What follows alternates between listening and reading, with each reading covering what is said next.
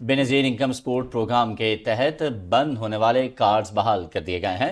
Cards حاصل کرنے والوں نے مالی معاونت فراہم کرنے پر وفاقی حکومت کا شکریہ ادا کیا۔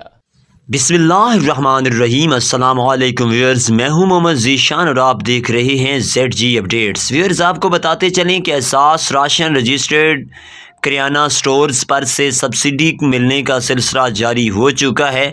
جیسا کہ آپ نے ڈاکٹر ثانیہ نثار صاحبہ کی زبانی سنا ہے کہ تقریباً تمام تر پنجاب میں رہنے والی خواتین اور مرد حضرات کوئی بھی ہو، اگر وہ اپنا شناختی کارڈ نمبر 8123 پر بھیجتے ہیں تو ان کی جانچ پڑتال کے بعد انہیں ہر صورت میں رقم دی جائے گی جو کہ آپ کے سامان کی صورت میں ہوگی، یعنی آپ کو سبسڈی ملے گی، رعایت ملے گی۔ اگر آپ 6000 روپے کا سامان خرید کرتے ہیں تو آپ کو 4000 روپے ادا کرنا ہوں گے، جبکہ 2000 روپے گورنمنٹ آف پاکستان کی طرف سے سبسڈی ہوگی۔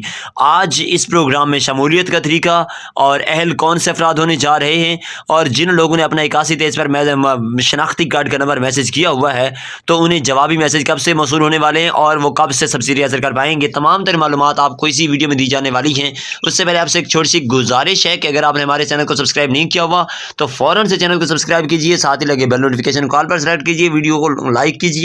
جی ناظرین محترم، تو آپ کو بتاتے چلیں کہ وہ تمام تر خواتین جنہوں نے اپنا شناختی کارڈ کا نمبر 8123 پر میسج کیا ہوا ہے یا مرد حضرات، ان کو اب 5 فروری 2023 سے سبسڈی ملنے کا سلسلہ شروع ہو جائے گا۔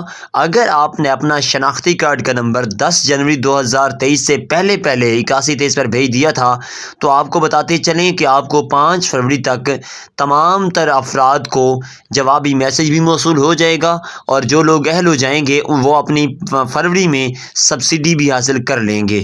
اس لیے آپ لازمی طور پر اپنی وہ سم آن رکھیں جس سم سے آپ نے اپنا شناختی کارڈ کا نمبر 8123 پر سینڈ کیا ہوا ہے۔